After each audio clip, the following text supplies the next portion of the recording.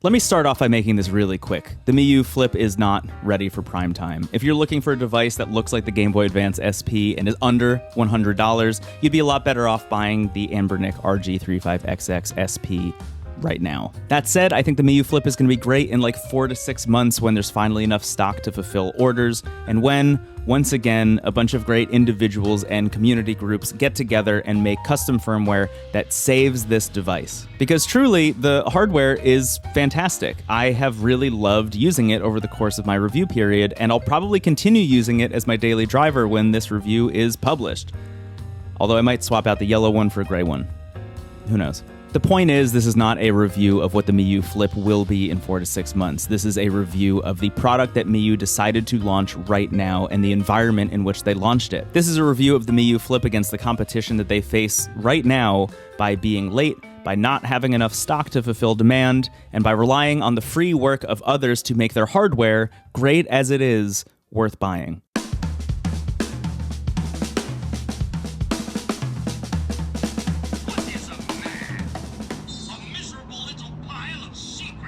This review has been a long time coming. The first reference I can find to the Miyoo Flip online is from a Reddit post in April of 2023 called Might Be Miyoo's Next Handheld, which showed a bunch of renders for a Game Boy Advance SP clone made by Miyoo, of all companies, who just a couple months earlier had released the Miyoo Mini Plus, one of, I think, the greatest devices ever made. The Miyoo Mini Plus is a device that's come with me all over the world. I have played and beaten games while on the subway to and from work, while in airplanes, while in airports waiting for airplanes, while in movie theaters waiting for movies to start, and literally while in the woods. The ideal for a retro handheld emulation device, in my opinion, is that it is something that is pocketable, portable, and easily accessible. Something that in all of those free moments that I just listed, I could just chip away at, thousands of games if I want to. For that reason, the Game Boy Advance SP form factor has been really, really desirable, in my opinion, because as much as I love the Miyoo Mini Plus, or the one that I usually carry with me now, the Trim UI Brick, that screen is rather exposed. And if I'm putting this into my pocket with my keys or something like that, it's going to get scratched up. The device I carried with me for most of 2024 was the Anbernic RG35XX SP, a device that is a clamshell and is beat up, man. Look at that. Can you see all those scratches on there? The reason you would want a clamshell device is twofold. First of all, when it's closed, it's protecting the screen and the buttons, meaning that it can get this scratched up and still be usable. But also, it becomes more portable, more pocketable. And while I like Anbernic's SP, and I wrote a glowing review of it on my blog last year, it's pretty chunky, man. Like, when this is in your pocket, you really feel it. I think a large part of this is due to the fact that it is thicker than the original Game Boy Advance SP. It's made for more adult hands, and while it does feel great while you're playing it, it also just makes it a lot bigger in the pocket. There are a couple other really noticeable caveats with Anbernic's SP, the first of which are the really, loud, almost annoying buttons. Listen to Start and Select. That's why they shouldn't sound like that. They should not sound like that. Obviously, I've opened this device up. I've replaced the buttons with buttons from Sakura Retro Modding on Etsy and added this Cloud Strife decal. But also, I added a bunch of tape in there to kind of quiet them down, and still, they're pretty loud. And despite my best efforts, this thing rattles a lot. This thing being like $60 and being capable of playing into the PSP library for that price, also being a Game Boy Advance form factor, it's a pretty good deal. But honestly, it does feel a little bit cheap. And that was something I didn't really click into until I got the Miyoo Flip in my hands. The Miyoo Flip, at least this yellow color, and I know that there's been a little bit of debate about how the different colors have different feels to them.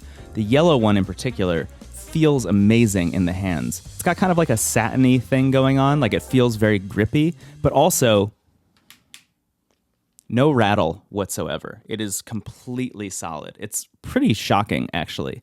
The buttons feel amazing. There's kind of a low travel there, but they still feel clicky. The shoulder buttons are in the right spot. The D-pad is a little bit smaller than you would think, but still feels amazing. And the analog sticks, despite being in kind of a weird spot and being, PlayStation Vita analog sticks are a little bit recessed, feel fine for the most part. I think it's weird that there's a right analog stick. I guess that's really just for N64 for the most part. So you can use them as you can use it as the C buttons, I guess. But I've been playing a lot of racing games for the PS1 on here recently, and I think the analog stick is totally fine. It's a little strange when you're holding it, definitely, because I think it loosens your grip on the device as a whole a little bit. It feels a little bit more like you're going to drop it, but not by much. So if it feels that much better, why would I be recommending the Anbernic SP anyway? Well, a lot of that comes down to the fact that Anbernic released 12 devices last year, and a lot of them use the exact same chipset. While this thing launched with a pretty serviceable stock operating system, over the course of the 3 weeks I was reviewing it, right at launch, I saw a bunch of developers launch their own custom firmware for it. A lot of that was only possible because of the maybe strategy, maybe not strategy of launching all those devices with the exact same chipset. What that meant is that developers who had made custom firmware for other devices in the XX line could pretty easily port that over to the SP. They just needed to add a couple features here and there. One example in my favorite custom firmware, I think for any device right now, Miyoo OS or Mustard OS, is the ability to just close the clamshell on Anbernic's SP to quick save the device, put it into sleep mode for a time that you get to determine, and then turn itself off. When you turn the device back on, you can launch directly back into the game that you were playing. And for that reason, when the holiday season came around, I bought a bunch of Anbernic RG35XX SPs, put Mustard OS on them, set them to exactly those settings, and handed them to friends. And I didn't need to teach them anything about like RetroArch quick actions or anything. I just said, hey, when you're done playing, close the thing. It's that easy. All of this is worth mentioning because this is the environment that the Miyoo Flip is launching in. You can't review this thing in a vacuum when the choice is, do I spend $80 on a Miyoo Flip if I can find one, or do I instead, for about $60 or $70, buy the Anbernic SP, which, by the way, has a second version out that fixes a lot of the hardware issues so it doesn't rattle as much, the buttons feel better, etc., etc. On top of that, there are all of these great custom firmware options for the SP, making it a much more customizable device, but also one that will work as expected out of the box. A great point of comparison here, actually, is that while Anbernic managed to launch 12 devices over the course of the year, which has its pros and cons, to be clear. I'm not saying that this is the end-all, be-all. They maybe shouldn't have done that in some ways. I think, when you start seeing YouTubers who review these things report burnout or boredom reviewing the same kind of device over and over and over again in different form factors, maybe you've taken a step too far. But comparatively, Miyoo launched one device, which was the Miyoo A30. This was a device that, for all intents and purposes, should have been one of my favorite devices of the year. It has great buttons, feels awesome, but this is my second Miyoo A30. The first one that I got had a faulty SD card slot, which meant that no matter what I did, it wouldn't read any SD card. And when I went on Reddit to see what to do about it, people said just open it up and solder it back down, which, that's not a thing I'm going to do. I'm sorry. I think there's a bunch of different kinds of people who play retro handhelds, and I'm not the kind who's going to open the thing up and solder it because I've never done that before. I'm not about to start now on this device, even though I guess it's only $30. That's one of the things about it. It launched at $50, now it's only $30. And you'll see a lot of reviews now, a 6-month later review that's like, hey, the Miyoo A30 is great now. And a lot of that is due to the fact that a bunch of people who are very generous with their time decided to build better firmware for this thing. As advertised, the Miyoo A30 was supposed to be able to play up through PS1 games pretty seamlessly. Unfortunately, due to really, really shockingly bad stock firmware, it wasn't even able to play Super Nintendo games at full speed, which kind of made it a pointless device in a lot of ways. Add to that the hardware issues that were, kind of plaguing unit to unit. In some cases, this faceplate would just peel off. I don't know, man. This was a device that really was saved by the community. It's not a device that I think earned its place on its own merit in some ways. It's really due to developers like Spruce, for example, who took the stock firmware and fixed it that made this a device worth owning. I think that's what's happening here yet again. I think Miyoo has launched with incredible hardware and is just sitting back and waiting for the free work of developers to fix their mistakes. And that kind of rubs me the wrong way. Even though I really love using the device and still will over time, these things are not an investment. You shouldn't be buying this for the potential of what it will be when somebody fixes it, because you're then just sitting back and waiting for other people to maybe put time and effort into making this thing great. It's worth mentioning that the Miyoo Mini and the Miyoo Mini Plus are both in the pantheon of the best retro handhelds of all time because of custom firmware, not because of what Miyoo did at launch. At launch, it was a very similar story to the A30, or what I'm finding to be with the Flip. It's great hardware that's so good that people say, hey, this can't just languish because of the bad stock software experience. We need to fix it. When the Miyoo A30 launched, a lot of people were excited about the prospect of Onion OS launching on this, but Miyoo also launched launched this with a different chipset inside than the Miyoo Mini and the Miyoo Mini Plus, which meant that it was more difficult to port Onion OS over, and it just didn't happen. And, we're not entitled to an Onion OS operating system on here. That's down to the prerogative, once again, of the free work of the people who make Onion OS. Similarly, if you're interested in buying the Miyoo Flip, because one day maybe Onion OS might launch on it, you might be waiting literally forever. There's no confirmation that Onion OS will launch on this thing. Yes, that team has a Miyoo Flip right now, they've confirmed it. That doesn't mean that they're actually going to port it over. So what you get out of the box with the Miyoo Flip is a device that hypothetically should be able to play into the PSP library pretty well, but again, doesn't because of the stock operating system. Luckily, there are a couple options that exist already. For example, MinUI, which is one of my favorites, which removes a lot of the features that this thing should hypothetically be capable of and only allows it to play up through the PlayStation 1 library. But when you're using MinUI, this feels like a real device. This feels like a device that I would recommend to people. Gamma OS is another custom firmware that you can install on here right now, which is great from a couple perspectives. It turns this device from a Linux device into an Android device. That also enables things like Bluetooth support. So if you were to use the HDMI slot on the top and plug this into your TV, you could then have a Bluetooth controller and be able to play this kind of as a little mini emulation set-top box. That's very cool. But again, the people who made Onion OS and Spruce and MuOS all have the Miyoo Flip, but we haven't seen any custom firmware from them yet. I can't sit here as the person making this review and recommend you buy the Miyoo Flip on the off chance that one of those three firmwares launches. I think if any of them do launch, it'll be really exciting and it'll push the Miyoo Flip into a space that I would feel more comfortable recommending to people. But again, right now, in this moment, if you were to ask me, do I buy the Miyoo Flip? I would say, if you're interested in it, buy the Anbernic SP instead. It's worth mentioning that Miyoo tends to release a lot of revisions of their devices. The Miyoo Mini, for example, is on version 4 at this point, and it has a bunch of different colorways and a different screen, I think, than the original had. And I kind of hope that the same is true of the Miyoo Flip eventually. There are just a couple things about the hardware that rub me the wrong way. First of all, you have a USB-C port on the bottom, and on the top, only the bottom one charges, but that bottom one also doesn't allow USB-C to USB-C charging. You have to use a USB-A to USB-C cable, and realistically also the worst charging brick you have in your house to be able to charge this thing effectively. Going back to the analog sticks, I wish that instead of them having the PS Vita analog sticks that are kind of round on the top, I find that my finger will just slip off every once in a while. I wish they were indented, more like a standard analog stick. I saw Bob Wolf over at Wolf Den mention that they should have been the 3DS circle pad sticks, which honestly I think makes a lot of sense, especially considering this device needs to close. It's miraculous, first of all, that you can have two analog sticks in here and still have it close up as well as it does, but the circle pad analog sticks just actually make a lot more sense in a device like this, I think. The biggest design flaw of the Miyoo Flip, though, and hopefully this will focus, these holes on the back are heat vents. So when you're playing a game, heat is dissipated through there, which hypothetically is good to have actual pass-through cooling on a device this size.